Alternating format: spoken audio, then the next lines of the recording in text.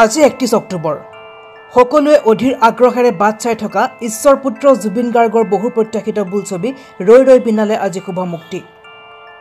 গোলাঘাটত প্ৰথম দৰ্শনী পুৱা 8 বজাত আৰম্ভ হয় গোল্ড ডিজিটেল চিনেমা হলত।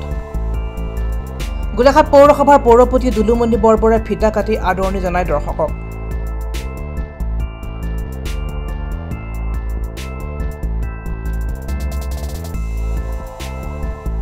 আনফালে ছবিখন আৰম্ভণিৰ পূৰ্বেই জুবিন গাৰ্গ ফেন ক্লাব গোলাঘাটৰ সদস্যসকলে জুবিন গাৰ্গৰ শ্ৰদ্ধাঞ্জলি অনুষ্ঠান আয়োজন কৰে।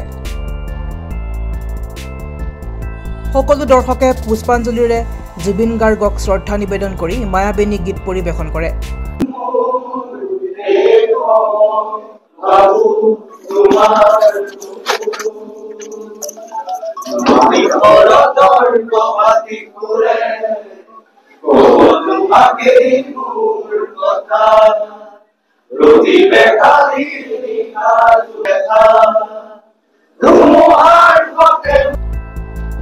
দৰ্শকৰ বিপুল সমাদৰ লাভ কৰে প্ৰথম দৰ্শনীত।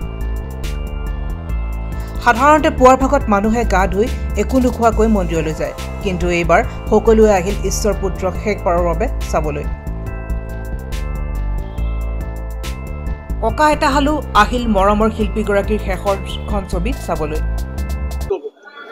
আমি আজি জুবিনক হাততে পাইছো যেন লাগিছে আৰু সদায় জুবিন অমৰ হৈ থাকিব আৰু অসমৰ নৱপ্ৰজন্মৰ কাৰণে এটা আদৰ্শ হ'ব, মই এইটোকে ভাবিছোঁ।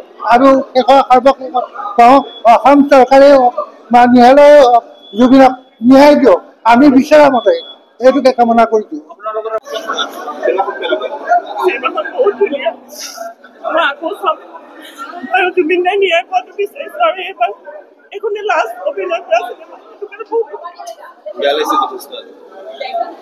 ছবি উপভোগ কৰি দৰ্শকে এইবাৰ কান্দি কান্দি হলৰ পৰা ওলাই অহা দেখা গ'ল।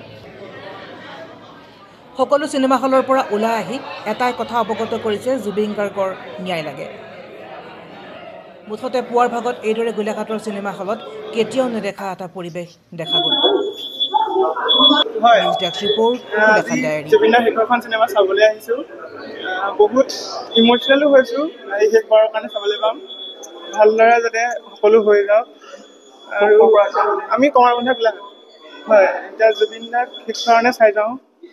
গানটো যিহেতু শুনিছোঁ, গানৰ পৰাই হ'ল এই চিনেমাখন, যাতে ভালে ভালে যাতে হৈ যাওক আৰু জুবিন দাই যাতে ন্যায় পাওক, তাকে দাবী কৰিছোঁ। মোৰ অভিনন্দন বৰা।